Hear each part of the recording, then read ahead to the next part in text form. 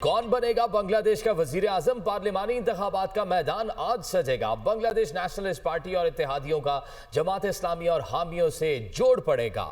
और तारिक रहमान मैदान मारेंगे या शफीकुर रहमान? अवाम फैसला आज करेंगे। 50 सियासी जमातें और 2000 से ज़ायद आज़ाद उम्मीदवार एक दूसरे के मद्दे मुकाबिल हैं। 300 नशिस्तों पर बराह रास्त इलेक्शन होंगे।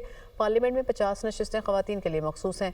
90% पोलिंग स्टेशन पर CCTV कैमरे नस्ब हैं। 9 लाख से ज़ायद सिक्योरिटी एहलकार तैनात किए गए हैं, जबकि साबिक़ वज़ीर आज़म हसीना वाजिद की पार्टी इलेक्शन से आउट है।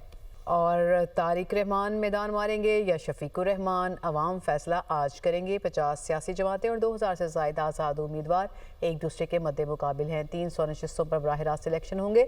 पार्लियामेंट में 50 नशिस्तें ख़वातीन के लिए मखसूस हैं। 90% पोलिंग स्टेशन पर CCTV कैमरे नस्ब हैं। 9 लाख से ज़ायद सिक्योरिटी एहलकार तैनात किए गए हैं, जबकि साबिक़ वज़ीर आज़म हसीना वाजिद की पार्टी इलेक्शन से आउट है।